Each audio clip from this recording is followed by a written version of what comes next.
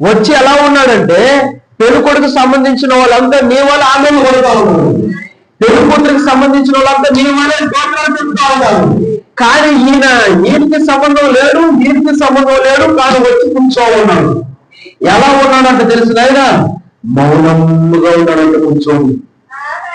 మౌనంగా ఉన్నాడంటే ఏదో బాంబు కొట్టేసుకుంటాం కదా, బాంబు కొట్టేసుకుంటే దిగులుతో ఎలా వచ్చి కూర్చోంటే చర్చిలు గమ్ముగా ఎవరిని బలిగినా పలకం.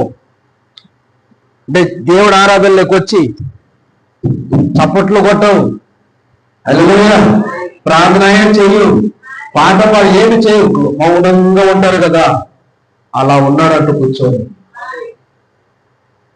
అప్పుడు ఎవరో ఒక ఆయన చూసి, ఏయ్ ఎవరు నువ్వు, అసలు నీ వస్త్రాలే, పెళ్లి వస్త్రాలే, ఇతన్ని ఎవరు పంపించారు, ఈ దావకుండానే కదా రావాలి. అప్పుడు అక్కడ వాళ్ళు కూడా ఎలా వచ్చాడు ఇతను, మేము కూడా ఇక్కడే కదా ఉన్నాం, ఆ పక్క ఉన్న అత్తని పట్టుకున్నారు వాళ్ళు. వచ్చిన వాళ్ళకి అంతా పన్నీరు కొట్టేది, వాళ్ళ కాడ గాడ్ బెస్ట్ తీసుకునేది. నువ్వెవరు సంబంధి, ఆ పెళ్లి కూతురా, నువ్వెవరు సంబంధి, పెళ్లి కూతురా అంటే ఈ విధంగా పంపించే వాళ్ళు అడిగాడు ఇక్కడ ఉన్న ఆయన, ఇతను ఎలా వచ్చాడు ఇక్కడికి, హల్లెలూయా వస్త్రాలు లేకోకుండా ఎలా వచ్చాడు, ఎవరు పంపించారని ఇక్కడికి, అయ్యా ఆయన ఈ దావను కూడా రాలేదా, ఆయన ఎలా వచ్చాడు, ఆయన అడుగుతున్నగానే సమాధానం చెప్పాలని గొప్ప కూర్చోన్నాడు. ఆయన ఎవరైనా వస్త్రాలు లేవు, మౌనంగా ఉన్నాడు. ఆయనే అపవాది సంబంధి, అవే అపవాది సంబంధం అంట ఆయన. అంటే ఒక్కొక్కరు అలా ఉంటారు, హల్లెలూయా అంటే వచ్చి గొమ్ము కూర్చుంటారు అంతే. ఒక ఆరాధన చేయరు, ఒక పాట పాడరు, ఒక చప్పట్లు కొట్టరు, ఒక సాక్షి చెప్పరు, ఎవరితో కూడా కలవరు, ఎవరితో కూడా మాట్లాడరు, ఎవరు సైలెంట్గా వస్తారు, సైలెంట్గా వెళ్ళిపోతారు. అటువంటి వారే వస్త్రం లేని వాళ్ళు. ఇంకొకరు ఎవరంటే ప్రైస్లా దేవుడు ఇందు ఉన్నది రాండి అని చెప్పినప్పుడు నేను పొలం కొనున్నాను ఇటు వెళ్ళాలి, మా తాత చచ్చిపోయాడు ఇట్ట, ఈ విధంగా నేపాలు చెప్పుకొని వెళ్తుంటారు చూడు, వీళ్ళంతా వస్త్రాలు లేనివాళ్ళు. అందుకని ప్రియమైన దేవుడి సంగమా, ఈ కడవర కాలంలో, ఈ అంత్య కాలంలో, ఈ చివరి దినాలలో ఆమె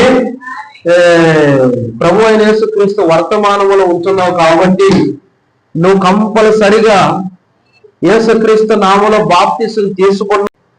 అందుకని నువ్వు ఓడితో కూడా పోవాలంటే నువ్వు ఏం ధరించుండాలి, ఇక్కడ పెళ్లి వస్త్రం ధరించున్నాడు. పెళ్లి వస్త్రం అంటే దేవుడు వాక్యం క్రమం. ఈ వారంలో దేవుడు నాతో ఏం చెప్పున్నాడా దాని ప్రకారం చేస్తూనే ఉంటాం, వదిలిపెట్టం. ఇంకా మళ్ళీ నెక్స్ట్ వారం, ఈ నెలలో దేవుడు ఏం చెప్పాడా దాని ప్రకారం అంతే. అదే నువ్వు అలంకరణ అవి కట్టుకుంటూ పోతానే వస్తూనే ఉంటాం అక్కడికి. హల్లెలూయా అలాగా కాకోకుండా, వస్త్రాలు లేకోకుండా వచ్చి దేవుడు గారిని శుద్ధిస్తున్నావంటే రెండు కాళ్ళు రెండు చేతులు కట్టేసి ఏం చేస్తాడంటే ఏరేది కలిగినాం జాగ్రత్త. ఆమె పెళ్లి వస్త్రం కలిగి ఉండాలా, పెళ్లి వస్త్రం కానీ లేకుండా అయినామంటే మనం చేసిందంతా వ్యర్థమే. కట్టేయని రెడీగా ఉన్నాడంటే బుద్ధిగాలు కట్టేయన ఉన్నాడా. 12వ వచనంలో ఇతను మౌనంగా ఉన్నాడు, ఇతను కాలు చేతులు బంధించి ఎత్తుకోబోయి ఏడుపులు ఉండే స్థలంలో వేసేసిండి, అగాధం ఉండే స్థలంలో వేసేసిండి, అల్లరు ఉండే స్థలంలో వేసేసిండి, చీకటి ఉండే స్థలంలో వేసేసిండి అని యేసు ప్రభువే చెప్పాడంట. ఇక పెళ్లి విందుల గురించి అంటే దానికి ప్రవక్త బయలుపాటు ఏమి ఇస్తున్నాడంటే, ఆ స్థలం ఏంటంటే ఒక్కొక్క చర్చిలలో ఏడుపులు ఉంటాయి, నిజమేనా, ఏడ్చుకుంటూ వెళ్తారు, ఇంటికాడ నుంచి ఏడ్చుకుంటూ వెళ్తారు. ఈ ఏడుపున్న చర్చిలోకి పోయి బలిపీఠం కాడకు పోయి ఆ దేవుడికి మన బాధ అంతా చెప్పుకుందాం, సంతోషం ఇస్తాడని చెప్పి వాళ్ళు ఆనందంతో వస్తారు అక్కడికి. వచ్చేటప్పుడు ఏడిపే, పోయేటప్పుడు ఇంకా ఇంకా ఏడిపే, ఇంకా ఏడిపిస్తా పంపిస్తారని. ఆ చర్చిలంతా ఒకటే ఏడిపే. అటువంటి దగ్గర ఏం చేస్తాడు, నిన్ను గుడిగాలు కట్టి.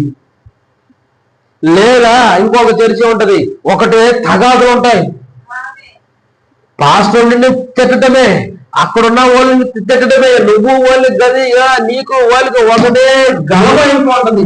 అటువంటి చర్చలనే ఏం చేస్తాడు, నిన్ను కాళ్ళు చేతులు కాళ్ళు కట్టి. లేదంటే ఇంకొక చర్చి, చీకటిగా ఉంటుంది చర్చి.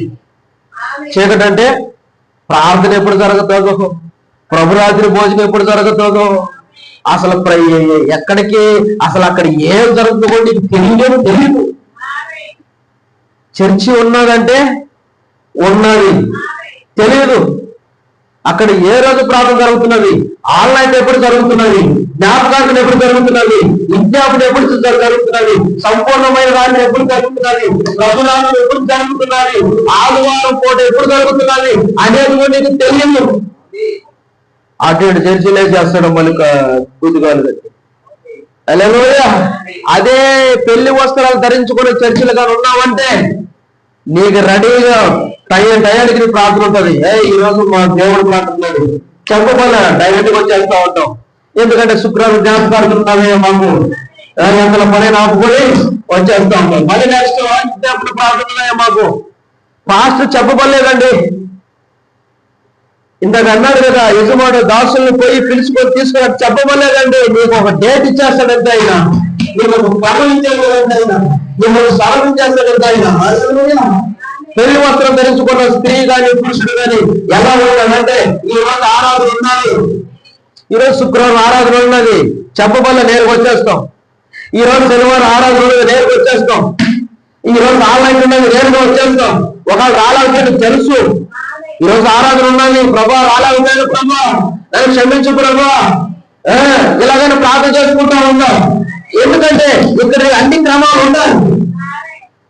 పెళ్లి వస్త్రాన్ని ధరించుకునే ఆలయం అయ్యిందో అని, అటువంటి ఆలయంలో నీకు ప్రతిదీ తెలుస్తూ ఉన్నది. ఈ రోజు ఆరాధన ఉన్నది, ఈ రోజు ఉద్యమం ఉన్నది, ఈ రోజు ఆలయం ఉన్నది, ఈ రోజు సంపూర్ణ రాత్రి ఉన్నది, ఈ రోజు ఎందుకంటే నీ ఆలయం నీకు తెలుస్తూ ఉన్నది. ఇది వెలుగున్న ఆలయం, పరిశుద్ధ ఆత్మ ఉన్న ఆలయం, పెళ్లి వస్త్రాలు ధరించుకున్న ఆలయం. కానీ చీకటి ఆలయం అయితే ఆడ ఏం జరుగుతుందో కూడా నీకు అసలు తెలియదు. ఆమె అర్థమైందా? ప్రభురాత్రి భోజనంలో కూడా